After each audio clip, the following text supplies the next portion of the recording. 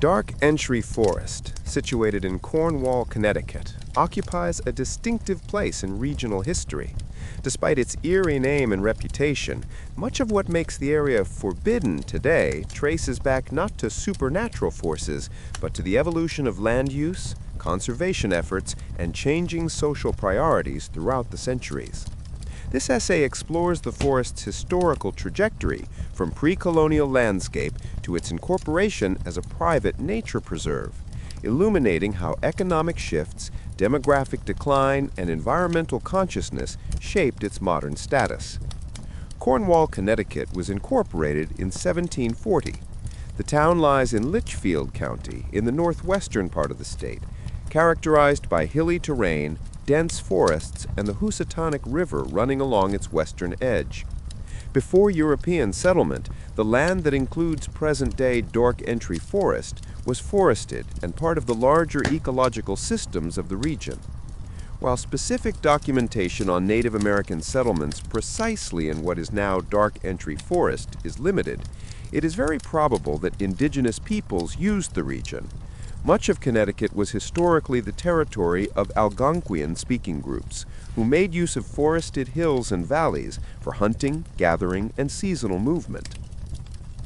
After Cornwall was incorporated, settlers began to clear forests to establish farmland.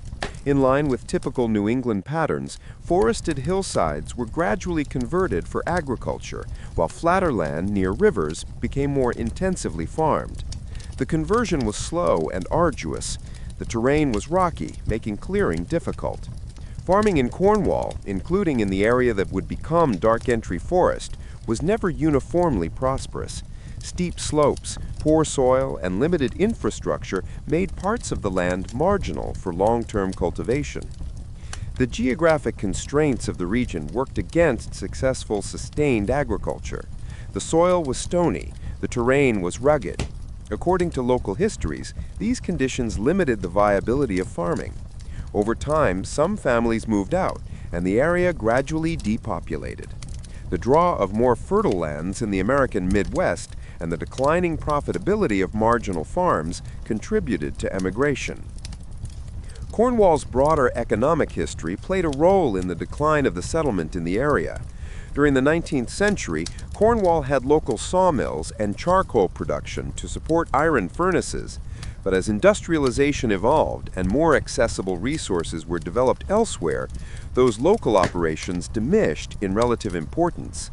With fewer economic opportunities and with better farming opportunities elsewhere, people left. By the late 19th and early 20th century, Dudleytown was largely abandoned. The last residents departed, and nature began reclaiming the land. Evidence of the old settlement persists in the landscape. Today, what remains are stone foundations, cellar holes, and fragments of stone walls, physical testament to the lives once lived there. While these remains are modest, they mark the transition from human habitation back to forest. In 1906, Dr. William Cogswell Clark, a New York City physician specializing in cancer treatment, purchased land in Cornwall, including portions of the abandoned Dudleytown property. Clark was drawn to the region's natural beauty and its quiet seclusion. By March 1924, Clark and a circle of friends formally established the Dark Entry Forest, Inc., also referred to as the Dark Entry Forest Association, with 41 original shareholders. Their stated goals were conservation, promoting reforestation, operating a wood mill, protecting wildlife and plant life, and preserving the land as a playground for future generations. Shortly after incorporation, large-scale tree planting began. In April 1925, several thousand seedlings were planted. By summer 1927, the association had planted about 10,000 red pine seedlings. Their work responded to a broader trend in the Northeast.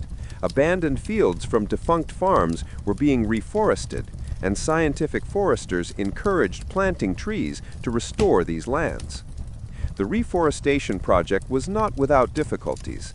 In 1936, red pines suffered damage from infestations of the pine shoot moth. The following year, Wildfires destroyed many walnut seedlings, prompting replanting with Norway pine. Around 1940, the federal government contributed by donating Japanese chestnut trees and hybrid poplars. These efforts show a commitment not just to reforestation, but to ecological diversity. In the 1930s and into the 1941, Dark Entry Forest became a place for recreation. There was a summer camp for boys and girls, complete with horseback riding and organized sports. The sense was not merely utilitarian. Clark and his associates envisioned the forest as a place for leisure, learning, and community. The forest drew interest from New Yorkers seeking refuge. Members of the Ski Driver Club from New York City used the area for skiing in winter.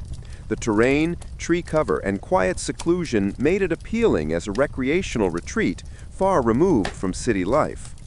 The founding charter of Dark Entry Forest, Inc. emphasized forever wild preservation. Clark and his group were early participants in the broader conservation movement in the United States. Their model combined private stewardship with ecological restoration, balancing human enjoyment with respect for nature. Cornwall's forests more generally were part of a shifting national mindset. The 1920s and 1930s saw significant tree planting efforts, both private and public. At the same time, federal programs like the Civilian Conservation Corps, or CCC, supported forest work, trail building, and fire prevention in many states, including Connecticut. Dark Entry Forest, Inc. still exists today. Over decades, the organization has maintained a large tract of land, several hundred acres, that includes forested terrain, remnants of past settlement, and areas of ecological significance. The land is privately owned and access is restricted. Trespassing is not permitted, and no trespassing signs are posted. The private nature of the land trust plays a central role in why the forest remains largely forbidden. It has also taken ecological stewardship seriously. Reforestation, management of species, and preservation of habitats are part of their long-term mission. In conservation planning documents for Cornwall, the Dark Entry Association is named among key long-term landholders whose stewardship significantly influences the town's environmental future. There have been more recent interactions between Dark Entry Forest, Inc. and the local government concerning land use. For instance, Cornwall's Inland Wetlands and Watercourses Agency has register records involving the association and enforcement of certain regulations. Furthermore, recent town planning minutes mention realignment of Dark Entry Road, changes to road layout, and property considerations. These point to an ongoing negotiation between private conservation and community planning. Cornwall's population declined significantly over time. By 1920, the town's population had dropped to around 834, down from a peak of over 2,000 in the mid-19th century. This decline mirrors broader rural depopulation trends in New England, where economic opportunities waned and many younger residents moved west or to urban areas. As farming declined, the value of land shifted. Fields once seen as economic assets became liabilities. In contrast, forested land gained new value as a resource for recreation, conservation, and ecological services. The people behind Dark Entry Forest recognized and acted on this changing value. The formation of Dark Entry Forest, Inc. was in part philanthropic. Clark and his associates were not merely investors. They sought to create a legacy. Their mission included preserving wildlife, promoting conservation, and ensuring that future generations could enjoy the land. This spirit aligns with early 20th century conservation trends, when individuals often played a critical role in preserving natural landscapes ahead of widespread public land protections. Despite its noble goals, the forest's private ownership has not been without tension. Trespassing has been a persistent issue. According to news reports, local police increased patrols in the area, especially around Halloween, due to destructive trespassers. Such incidents highlight clashes between the public's curiosity and the association's right to privacy and land protection. While this essay is focused purely on historical facts, it's impossible to ignore that Dark Entry Forest is widely associated with ghost stories, curses, and haunted folklore. One persistent legend connects the Dudley family that lived there with Edmund Dudley, an English noble executed by King Henry VIII, suggesting a curse followed his descendants to Connecticut. However, historical investigation shows no documented genealogical link between the Dudleys of Cornwall and Edmund Dudley. The Cornwall Historical Society and other local authorities reject many of the paranormal claims. The forest's reputation has drawn ghost hunters, thrill seekers, and vandals. Reports of trespassing, illicit overnight stays, and Halloween trips have led to property damage, prompting the association to reinforce its no trespassing policy and coordinate with state police.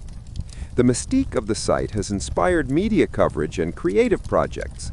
For instance, filmmakers have attempted to tell horror stories set in Dudleytown. But despite the